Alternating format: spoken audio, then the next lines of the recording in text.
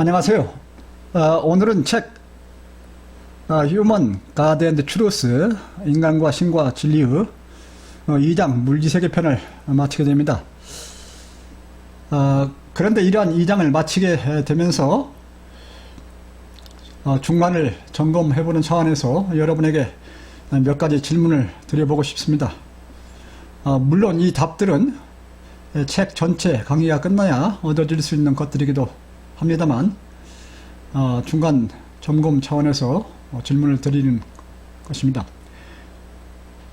여러분은 왜 모든 생명이 한정된 수명을 가지면서 인간은 왜 그 수명 동안 일생 고생을 겪으며 살아가야 하는지 감을 잡으실 수 있으셨나요?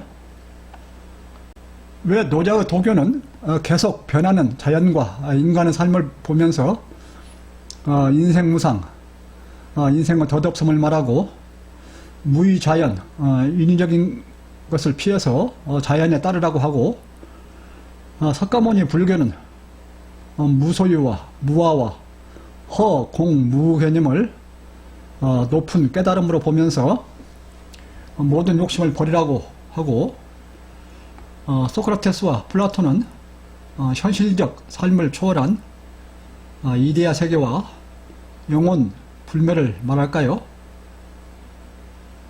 그들 모두 왜 적어도 인위적인 삶과 욕심의 삶을 넘어서 무의자연을 말하고 이를 넘어 이상의 세계로서 시공간을 초월하는 초자연 개념을 말하려 했을까요?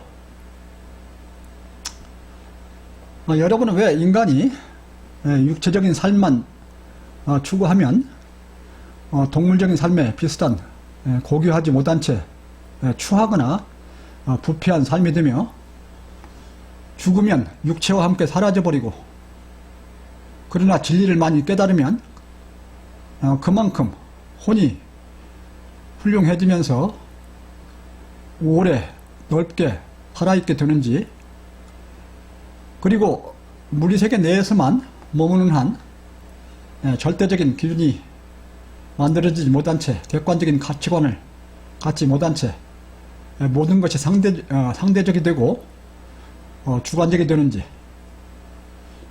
그리고 여러분은 아인슈타인이 말하는 상대성 원리가 단순히 물리적 시공간이 상대적이라는 의미를 넘어서 철학적으로 어떠한 의미를 갖는지 이해하시나요?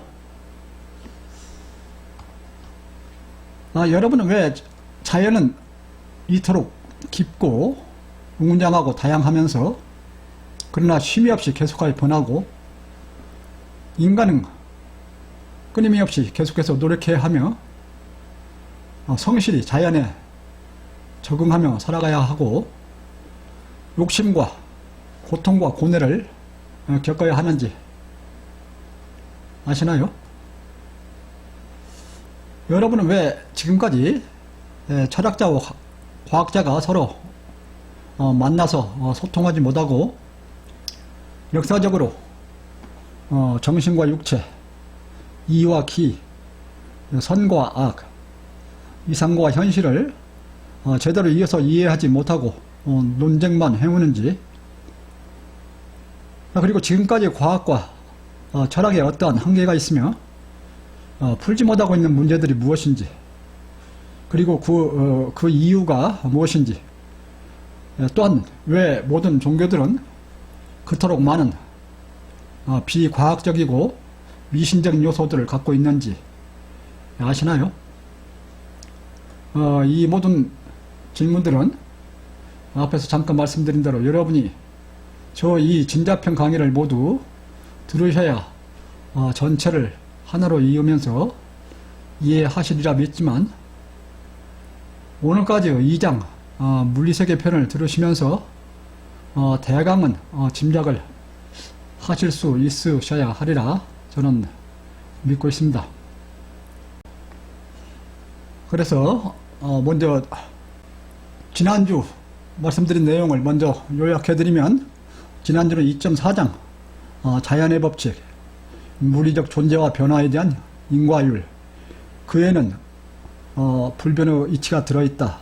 그런 타이틀로서 물리세계에 존재하는 네 가지 힘인 만유인력, 전자기력, 핵력, 양력에 대해서 간단히 요약하여 설명드리고, 자연법칙 또는 물리법칙이라는 것이 어떻게 만들어지고 그게 무엇인지, 그리고 어떻게 그 내부에 변하지 않는 이치를 포함하며 신의 세계를 물질의 세계로 연결하는지에 대해서 설명을 드렸었습니다.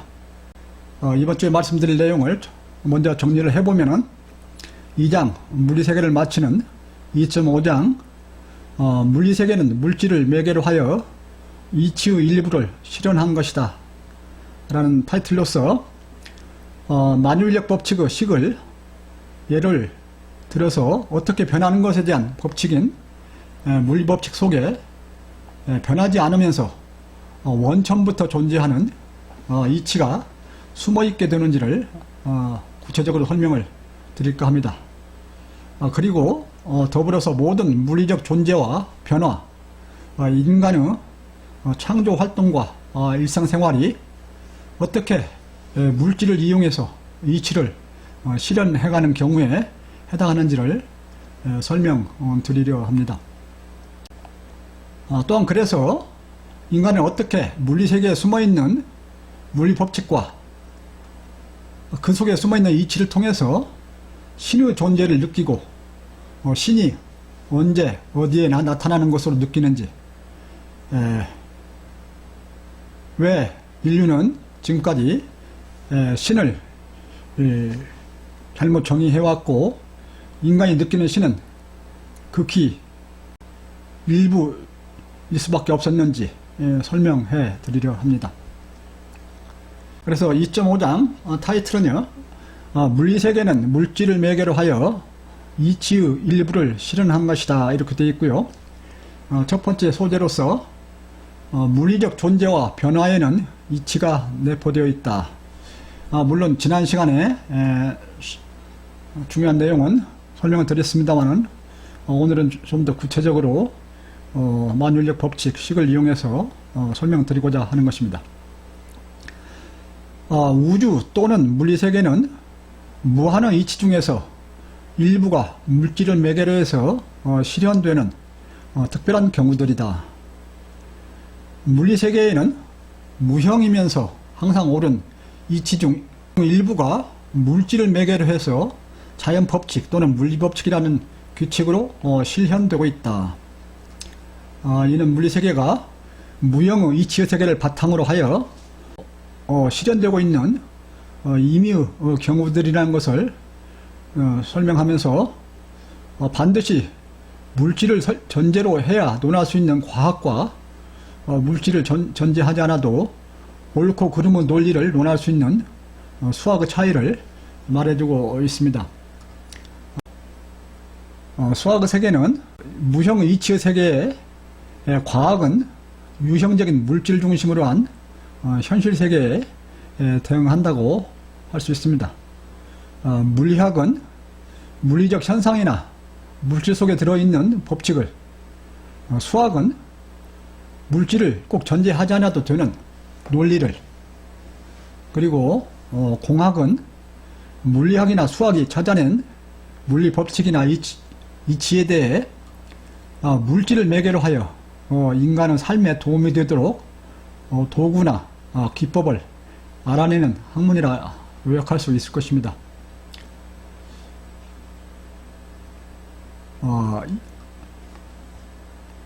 이치를 알아내는 데에는 수학이, 자연법칙을 알아내는 데에는 물리학이, 그대로 실생활에서의 응용은 공학이 우선해서 연구를 합니다. 그러나 그들 사이에 명확한 경계는 없습니다. 때로는 서로 복합적입니다.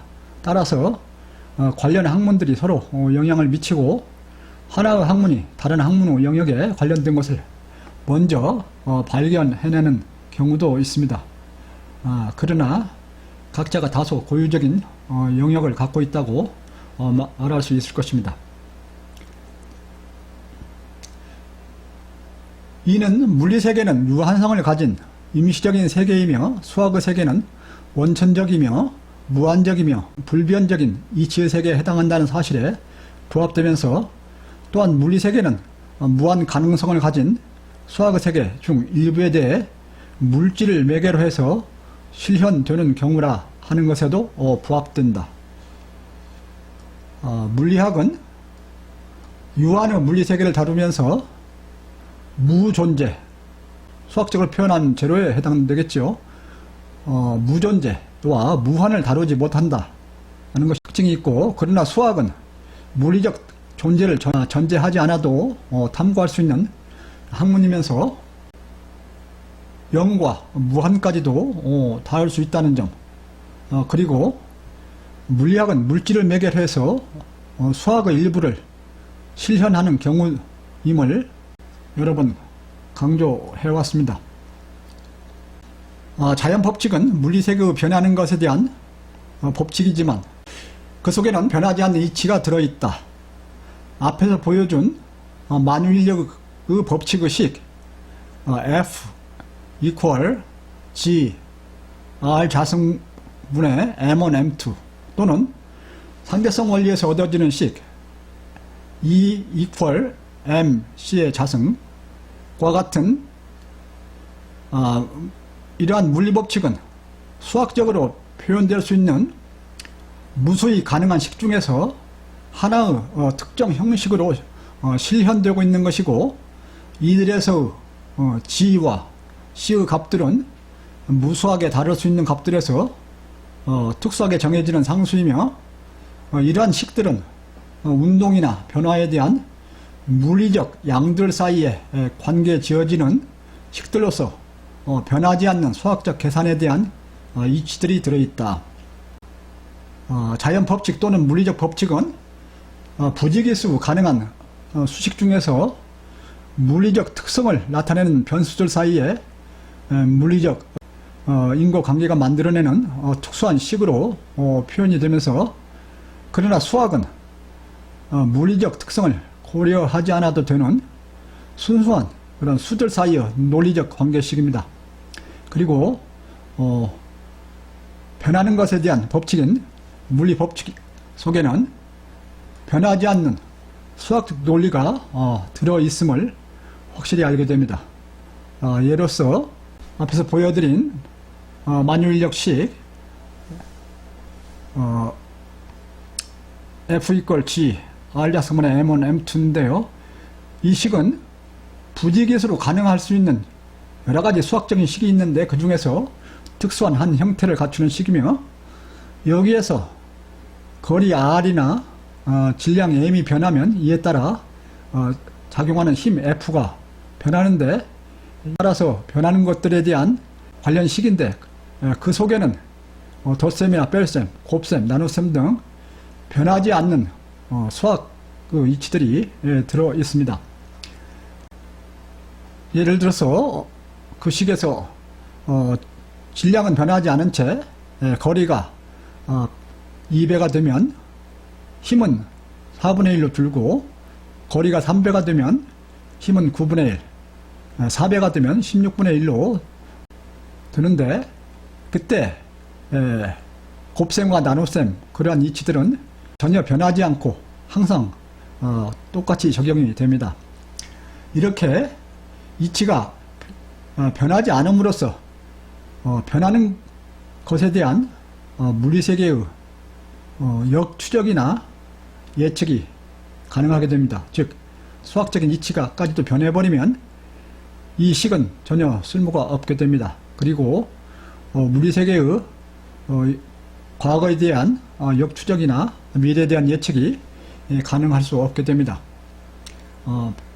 변하지 않는 것이 있기 때문에 그걸 바탕으로 해서 역추적과 예측이 가능하게 되는 것입니다. 그래서 자연법칙은 무형적 이치와 유형적 물리세계를 이어주는 역할을 한다고 할 수 있다. 다시 말하면 무형의 이치의 세계, 진리의 세계 또는 신의 세계가 자연법칙의 모습을 띠면서 물질을 통하여 일시적인 물리세계의 현상들로 나타나는 것이다.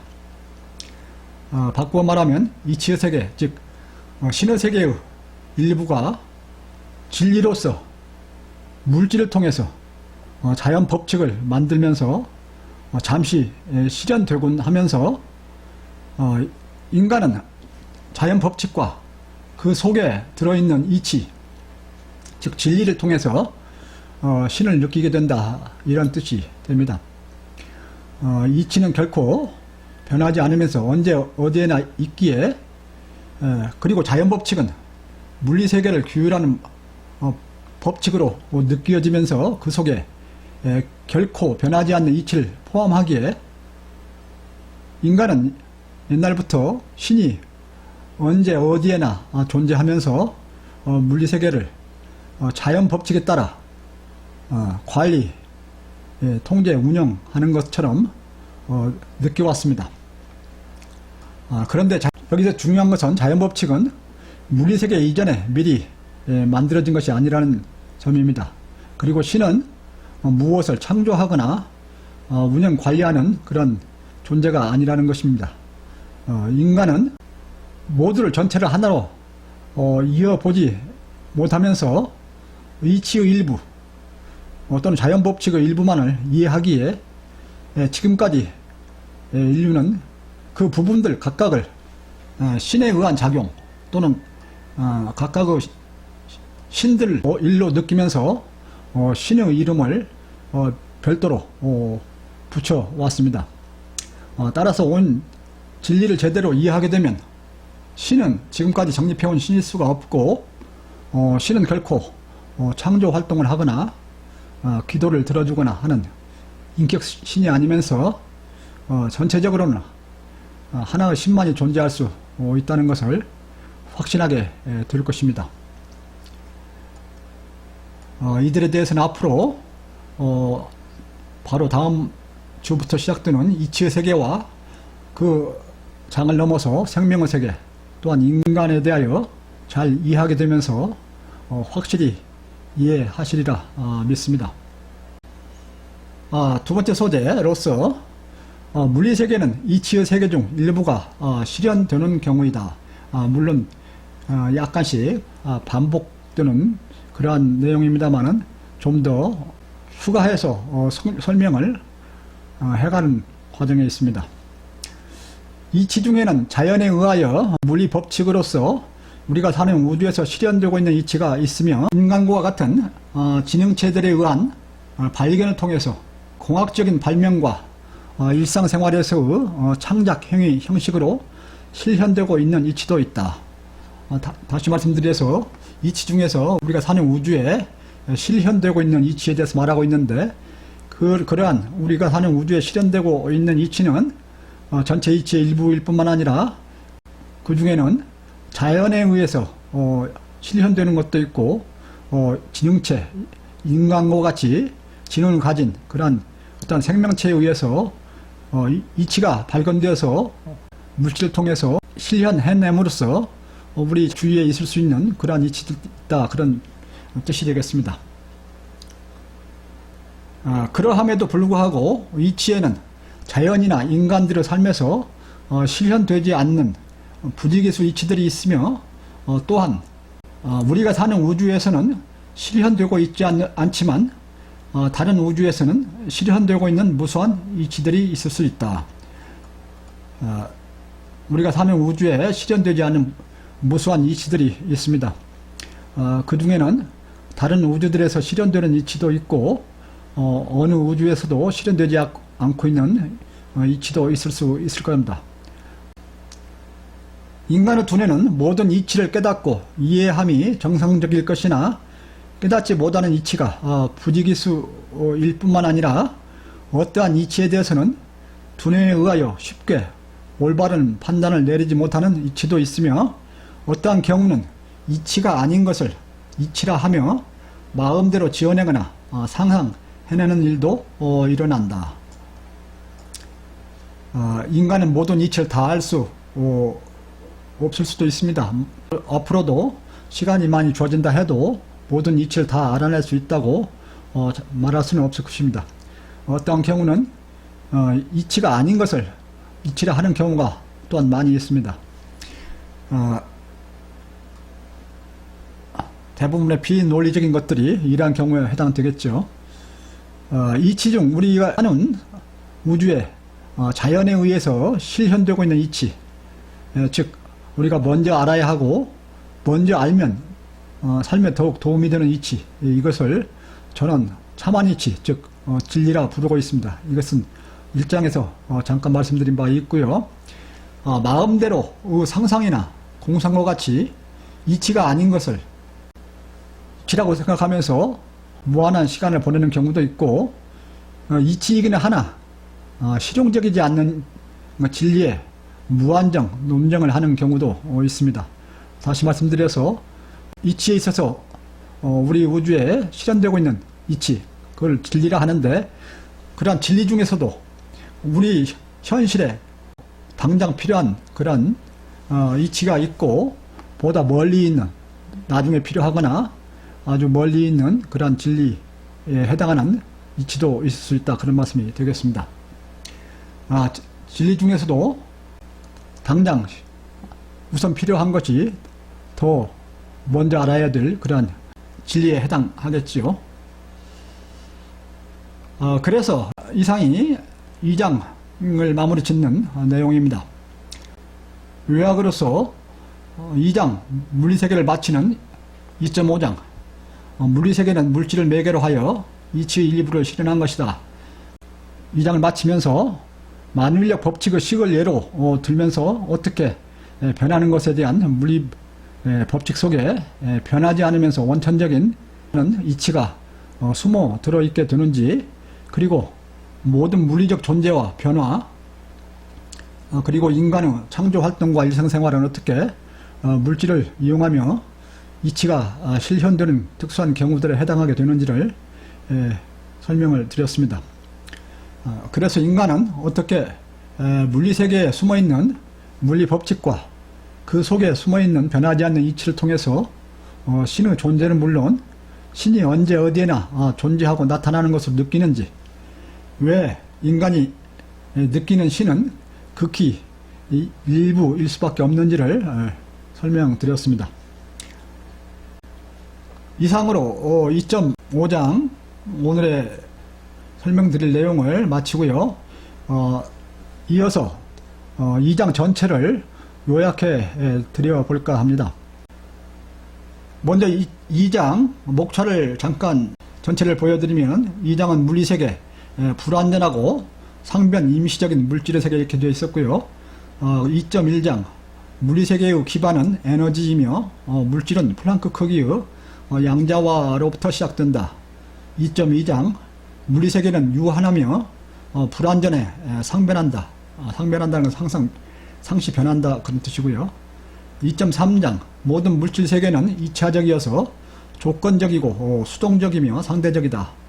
2.4장 자연 법칙, 물리적 존재와 변화에 대한 인과율, 그러한 자연 법칙에는 불변의 이치가 들어있다.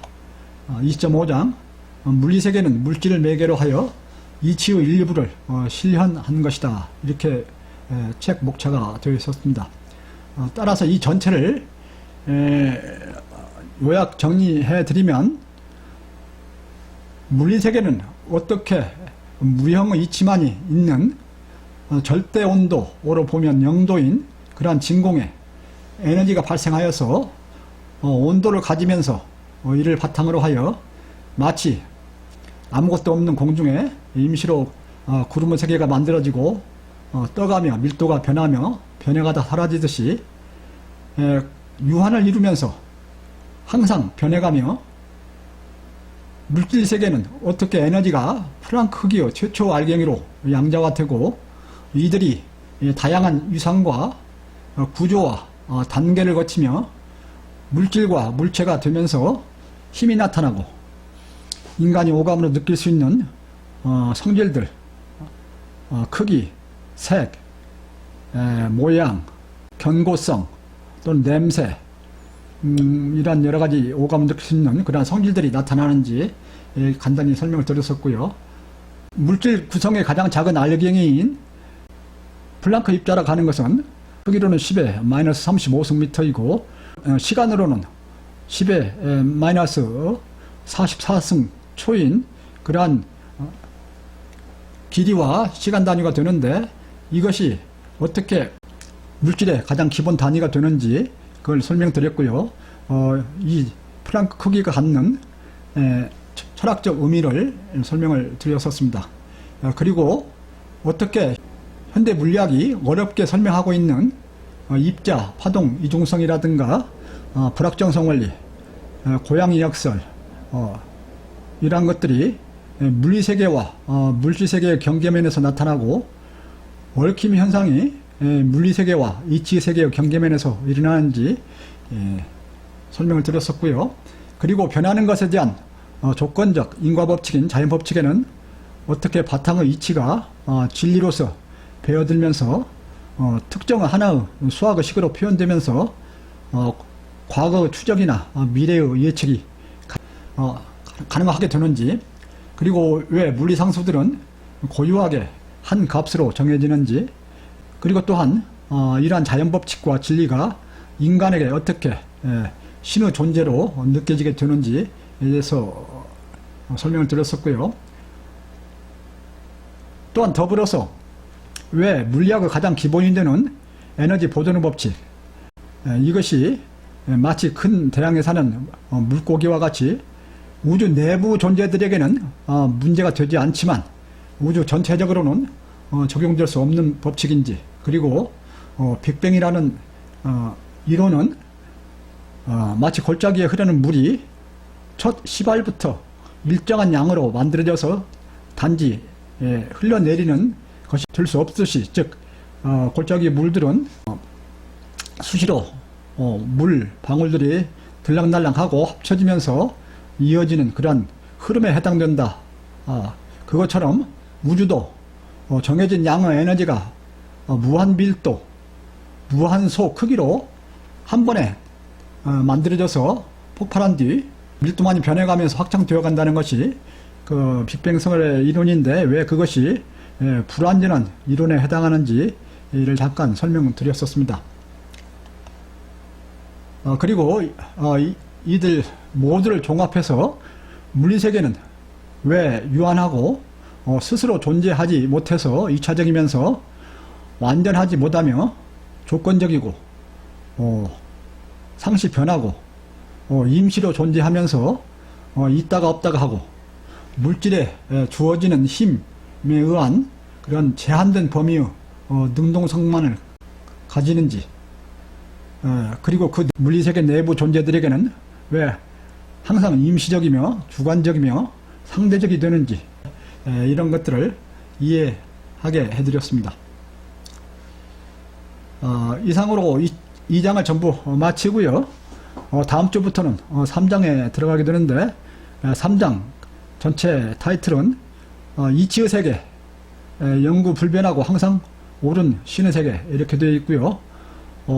3.1장 첫 번째 섹션으로서 3.1장 어떻게 논리적인 사고는 가능한가, 이런 타이틀 하에서 그 전반부를 다음 주에 설명을 드리려 하는데, 내용으로서는 왜 옳게 판단하고 좋은 것을 생각하는 두뇌가 정상적이며 좋은 활용에 해당하는지, 그리고 어떻게 하여 순수한 논리사고가 가능하게 되는지, 또한 직관, 선험적이라는 것은 무엇에 해당하는지, 어떤 것인지에 대해서 설명을 드리려 합니다. 이상 정리해드린 물리세계의 주요 특징들과 앞으로 설명드릴 이치의 세계, 생명의 세계, 인간의 세계, 이런 것들을 서로 연관시키면서 전체가 하나로 통합해서 이해하시게 되면 전체 진리를 이해하시게 될 것이라고 저는 믿고 있습니다. 네, 이상으로 오늘 설명을 모두 마치고요. 다음 주에 뵙도록 하겠습니다. 감사합니다.